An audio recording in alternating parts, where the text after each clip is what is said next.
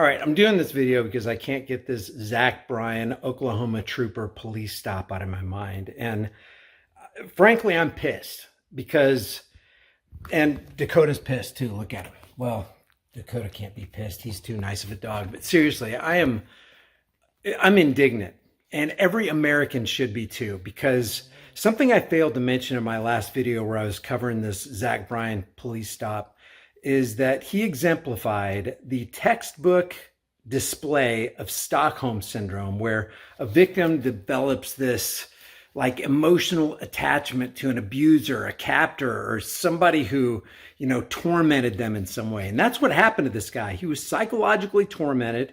He had to deal with the cognitive dissonance in his own mind, knowing that what was happening to him was wrong, but then leaning heavily on his government indoctrination program. I don't know if he was homeschooled or whatever, but to some extent or another, we're all indoctrinated by this incessant psychological operation of there's such a thing as authority and you're a bad person if you don't submit to the authorities. And if you speak out against them, you've done wrong. So he's got this cognitive dissonance battle in his mind where he knows what he's been taught to do, but he also knows back in the way deep recesses of his mind that what's going on here is wrong. He verbalized that it's wrong. His righteous indignation rose up, but then he started suppressing it, but then it came up again because, he's fighting two fights right here, and he's struggling to understand within himself which way he should go. And then on the other side of it, he probably has a fairly large fan base that are leather munchers, bootlickers, and thin blue line toters. And so he probably feels like, and I don't know if this is a fact, but human nature dictates you're going to try to go with what the majority says. And so he knows a lot of people are probably going to give him grief and go, why didn't you just give him the address? That's all he was asking for. And that was on the first stop. See, on the first stop where he got caught going 4 or 5 miles per hour, the speed limit, which is ridiculous because that's the cop saying, hey, traffic law or traffic policy trumps individual rights, trumps the Constitution that I swore to protect, defend, and uphold. So he didn't give his address. He gave his driver's license. He gave his registration. That's all he says the cop asked for. But when that cop asked for his address, he basically took the fifth. He's like, I don't want to tell you. So he got the cuffs placed on him for initially taking the fifth, and then he submitted, and then he gave his address. And in the second one, he got arrested because he was outside of his truck at a traffic stop where his friend got stopped. You have the right, by the way, as an American, free American human being, to get out of your truck and smoke a cigarette while your friend is getting harassed by the cops. You have the right to stand there and film. You have the right to mouth off to a cop, which he said he did. But see, the cop took him down because Zach Bryan decided to exercise his freedom of speech. Because Zach Bryan decided, hey, I'm an American. I will pull my truck over in a safe spot and I will stand outside of my truck. But the cops didn't want that because they don't like transparency. They don't want to see another set of eyes being a witness to the roadside piracy and harassment going on with his friend over there. So they took him down doing that. They put the cuffs on him real tight, he said. That's the torturous aspect of this. And then he basically cooled off a little bit in the back seat. He said, hey, these cuffs are really tight. The cop said, well, they're not made to be comfortable. Cop, you know what the deal is?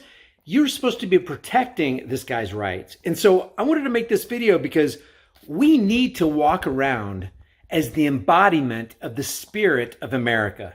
And but what I mean by that is we need to walk around as the embodiment of the Bill of Rights, or at least certain aspects of the Bill of Rights. That is, you have the 5 tenets of the First Amendment.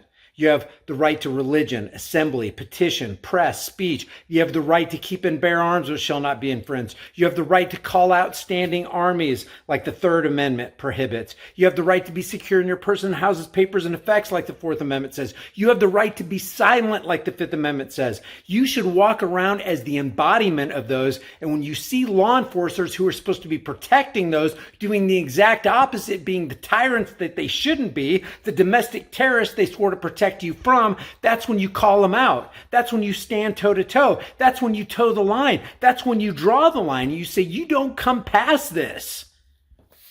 See, what Luke Bryan did was worse than what the cops did to him. Because basically what he's saying, like I said in the last video, is he spit in the face and he pissed on the graves of the men and women who fought, bled, and died, thinking that they were fighting for the freedoms of America, that those cops trampled, and that Zach Bryan freely gave up and then apologized for resisting. See, initially, Zach Bryan was doing the right thing.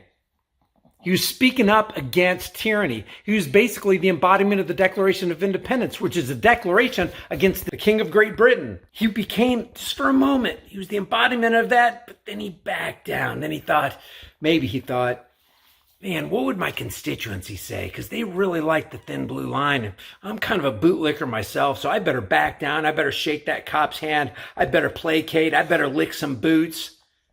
Because it sounds like on that second one, it sounds like the cop was about to let him go. And he said, hey, look, I'm about to say something. And then he didn't finish with it. He goes, so don't interrupt me. The cop started talking. Zach Bryan interrupted him. He's like, that's it. I'm just taking you down. I'm like, man, someone's got to get a hold of you guys. This is like, why are you using your authority like this? This is so wrong. When in reality, they were just doing their jobs. I was upset. And so he looks at me, he says, hey, man, I'm going to tell you this. And if you, like, don't interrupt me. And I was like, well, after you're done, I'm going to say my piece. He's like, okay. He started talking. I interrupted him naturally because I was just angry. So he said, I'm going to take you to jail. And he took me to jail. It looks like the second cop took him down because he didn't like being interrupted. He didn't like an American being free and standing outside of his truck smoking a cigarette. He didn't like an American cussing him out. Everybody knows you got the right to cuss a cop out. Everybody knows that. That's free speech. Does it offend you, cop? Well, guess what? Deal with it. Freedom is dangerous. The only thing more dangerous is not having it. And when you give it away like Zach did, you really are pissing on the graves of the people who fought, bled, and died for the rights that you freely enjoy right now. At least they thought they did. Every war is a bankster war, so they didn't really fight for that. But I think their heart was in the right place. I think they were trying to fight for your freedoms. And we're going to dishonor them by giving up the freedoms that they gave their lives for? Screw that. Get this to Zach Bryan. I want to talk to him. I want to interview him. Zach, if you're listening to this video right here, I want to interview you. I'm not your enemy. We've got to stand up for freedoms. We either have freedoms or we don't. We hold fast to freedoms or we give them up. We live in the land of liberty or we accept tyranny. And you accepted tyranny. So let's talk. Let's have an interview. And if you think I'm wrong, hey, let's discuss it. And all you fans of Zach Bryan, come on. Come on, we can't accept tyranny. This is how Germany took the downhill slide. The Reichstag fire decree happened. They took away everybody's rights. Everybody just placated. They submitted when they should have united and stood against the SS, but they didn't do it. We know how it turned out for them. Leave your thoughts about this for the world and the global thought police in the comment section below. Remember, the price of freedom is now and will always be eternal vigilance. And indifference to this notion is the means by which the people have and will secure their own oppression. Stop securing your own oppression and start today. I'll see you in the next video.